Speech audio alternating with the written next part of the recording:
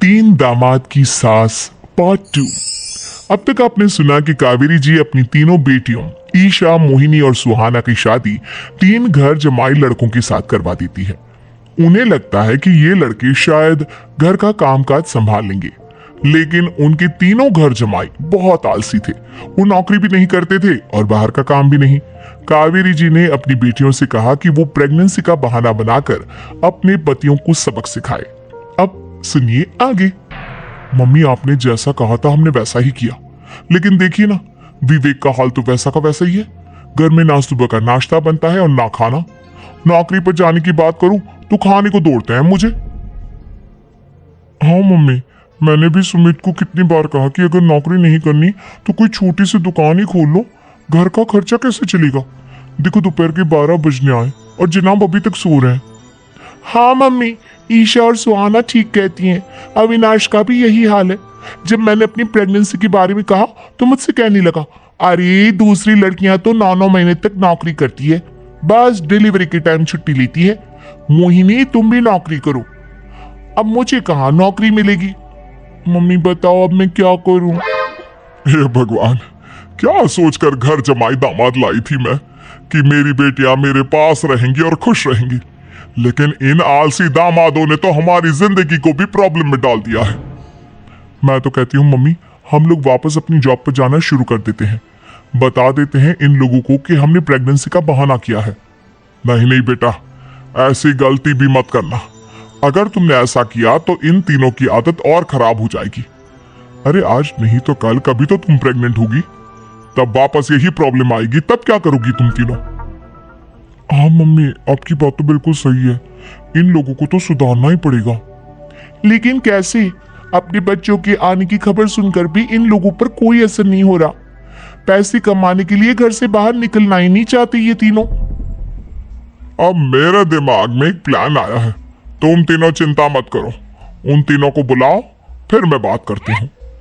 थोड़ी देर बाद कावेरी जी अपने तीनों दामादों को सामने बुलाकर अपनी बात कहना शुरू करती हैं। अविनाश, सुमित और विवेक, देखो बेटा, मैं ना तुम तीनों से बड़ा प्यार करती हूँ, इसीलिए तो तुम्हें घर जमाई बनाकर रखा है मैंने। अरे मम्मी जी, सीधे सीधे कहिए ना, क्या बात है? प्यार तो हम भी आपको बहुत करते हैं। अरे मम्मी जी, आपकी इज्जत भी बहुत करते हैं। अरे भैया, आपकी जैसी सास और कमाने वाली बीवी सबको मिलती है क्या? हाँ मम्मी, विवेक और सुमित ठीक कह रहे हैं। आपकी बेटी से शादी करके मेरी तो जिंदगी ही अच्छी हो गई है। जानती हूं मैं, और ये भी जानती हूं कि तुम तीनों अपनी अपनी बीवियों से बहुत प्यार करते हो। बेटा, बात ऐसी है कि हमारे कुल गुरु ने कहा है कि प्रेग्नेंट होने के बाद मेरी तीनों बेटियां शुरू के 4 महीने हमारे गांव में जाकर रहेगी, जहां मेरे चाचा जी रहते हैं। अरे लेकिन क्यों मम्मी, गांव में जाकर रहने की क्या जरूरत है इन तीनों को? वो क्या है ना बेटा, हमारे परिवार को एक श्राप है। अगर मेरी बेटियों ने यहाँ पर बच्चा पैदा करने की कोशिश की तो उनके बच्चों को कुछ भी हो सकता है। इसलिए अब से लेकर 4 महीने पूरे होने तक इन्हें गांव वाले घर में रहना पड़ेगा। हाँ, तो इसमें प्रॉब्लम क्या है मम्मी जी? हम भी वहां जाकर रहेंगे, पिकनिक मनाएंगे। अरे भाई, बीवी जहाँ हम भी वहां। हाँ यार, आइडिया तो बहुत अच्छा है। शहर की जिंदगी में रह रहकर परेशान हो चुके हैं, अब कुछ दिन गांव में बिताएंगे। तुम लोग समझने की कोशिश क्यों नहीं करते? तुम में से कोई भी वहां नहीं जा सकता, और मैं यहाँ रहूंगी ना तुम तीनों के साथ। 4 महीने की तो बात है, उसके बाद ये तीनों ही लौट कर आ जाएंगी। ठीक है मम्मी जी, अब हमारे बच्चों का सवाल है तो ये तो करना ही पड़ेगा। कावेरी अपनी तीनों बेटियों को कुछ दिन के लिए घर से बाहर कहीं दूसरे शहर में रहने के लिए भेज देती है। कुछ दिनों के बाद, अरे मम्मी जी, बहुत दिन से पिज्जा नहीं खाया, मंगवाइए ना। क्या बताऊं बेटा, पहले तो बेटियां खर्चा दे देती थी क्योंकि उनकी नौकरी थी, लेकिन अब तो मेरे पास पैसे ही नहीं बचे। थोड़े बहुत पैसे हैं जो बच्चों की डिलीवरी में काम आएंगे। लेकिन मम्मी जी, आपकी बेटियों को वापस आने में तो अभी बहुत वक्त बाकी है। वही सोच सोच कर परेशान हो रही हूँ। सोच रही हूँ कल से दूध भी बंद करवा देती हूँ। अब दूध वाले को देने के लिए पैसे भी तो नहीं है ना।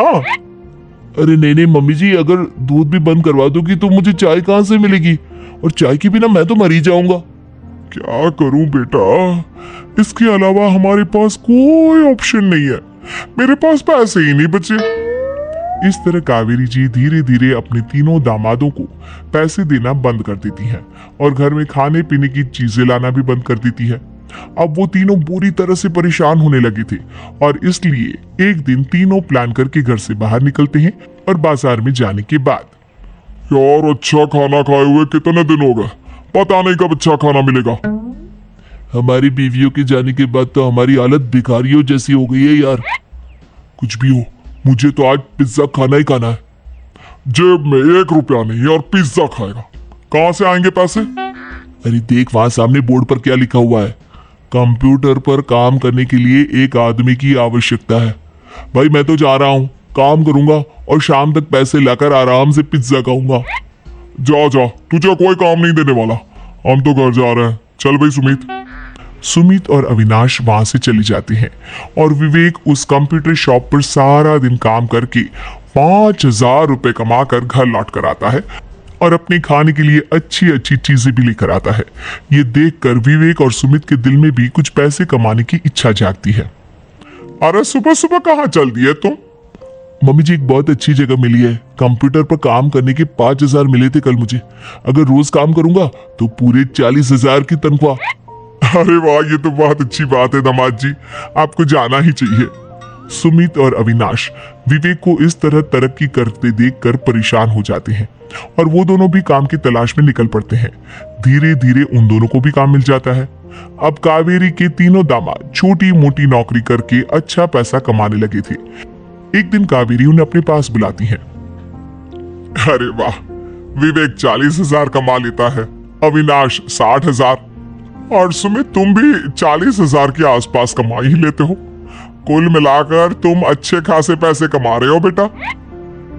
हाँ मम्मी जी, बहुत मजा आता है जब महीने के एंड में मोटी रकम हाथ में आती है। पूछिए मत मम्मी जी, घर में रहकर रोटी बना बनाकर और तो जैसा महसूस होने लगा था मुझे तो।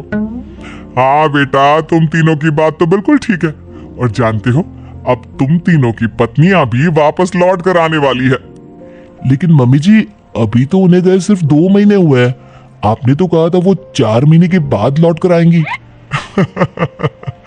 ऐसा कुछ नहीं है बेटा, मैं सिर्फ तुम तीनों को सबक सिखाना चाहती थी कि आदमी घर में बैठकर बीवी की कमाई खाता हुआ अच्छा नहीं लगता।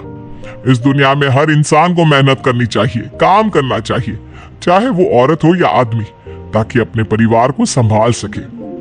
कावेरी की बात सुनकर उन तीनों को अपनी गलती का एहसास होता है और कावेरी उन्हें सच बता देती है कि ईशा, सुहाना और मोहिनी शहर में ही कहीं दूसरी जगह रह रहे थे।